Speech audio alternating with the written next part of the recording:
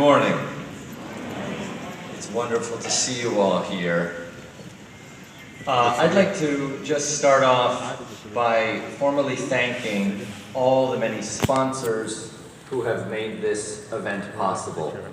I would also like to thank the Nile TESOL board, the Nile TESOL organizers, everyone here across the American University in Cairo, and particularly my colleagues at the School of Continuing Education who have been working so hard on this, the international speakers and the presenters, and all of you. And so, just think that we haven't been here for over 2 years. The last time we were all together was 2020.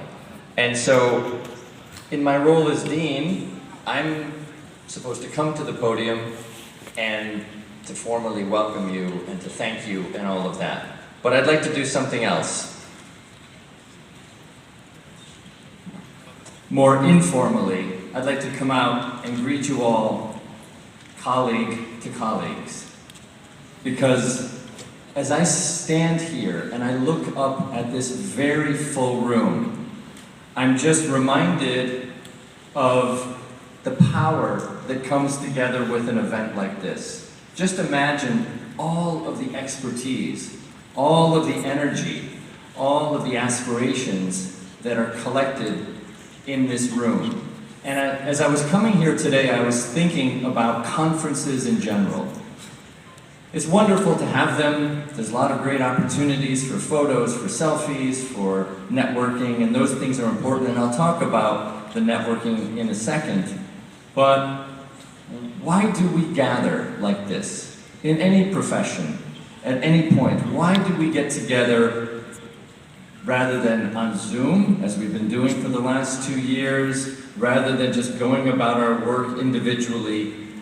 And it's because there's a real magnetizing power to gather together, to share ideas, to share the energy, to support each other. And I can't think of a group that's more of a community than this group. We have here every governorate in the country represented. I'm told that at least 4 continents represented. We have so many people here, 4,400 of them, that unfortunately we didn't have room for more. There were many more who wanted to come, and we had to close registration because as you can see, I see people standing even in the back here and in the back in the balconies. We just don't have enough seats. That to me is a sign of a real interest, a real hunger for learning more, for being together, for gathering together after all that the world has been through and all that you have been through over the last 2 and 3 years. There's a lot of talk that's said about resilience, what it means to be resilient, and I can't think of a group of people who are more resilient than teachers. Teachers are resilient every hour of every day. They're figuring out how to do something anew. They're figuring out how to adjust. I come from a family of teachers. I've spent a long time in classrooms. I'm an administrator now, so I don't get to be in classrooms. I get to talk to you instead.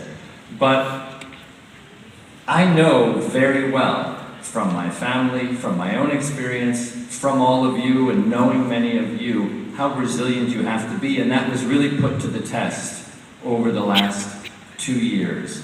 So it's really a joyful, important, as I said, magnetizing moment to come together as this community. But it's not just coming together and being here.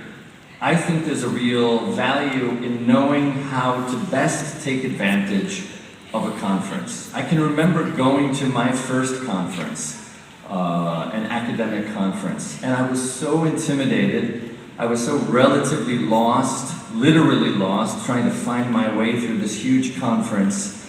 And I was very nervous. And I can remember at one of the initial events, standing off to the side, kind of by myself, and someone who was senior in the field very nicely came up and started a conversation. And that just meant the world to me. And it began a process of me entering that particular profession and getting to know people, and also finding other opportunities when I would go to conferences, and if I saw somebody standing there by themselves and going over and just chatting and opening up a conversation and learning about their interests. So one of the things I'm going to ask you to do is, if you see someone sort of nervously, awkwardly standing off to the side at some point between sessions, go up and talk to them. Invite them into your group. Ask them where they're from. Ask them about their experiences, what brings them here.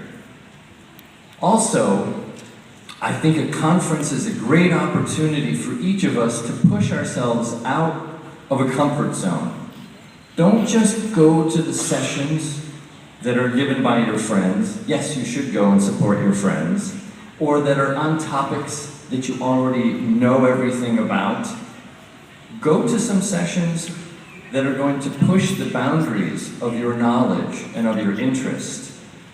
Go to some sessions where you're also going to meet new people and insert yourself in a new network of learning. Push yourself beyond what you would normally do on a day when you're not at the Nile TESOL conference. That, I think, is very, very important. And for those of you who are here for the first time at a Nile TESOL conference, make sure that as you meet people, you find ways to stay in touch with them. This is your network. I say to so many gatherings when we have graduations at the School of Continuing Education, there's a myth that of the great hero and people who succeed on their own and they struggle against all the odds. It's a myth. The reality is, we succeed together, we learn together, we grow together in a community like this. So embrace it, be part of it, invite new people into it, and take a moment to just appreciate the fact that we've gotten through the last 3 years and we're here together. I'm so proud to be here with you. Thank you very much.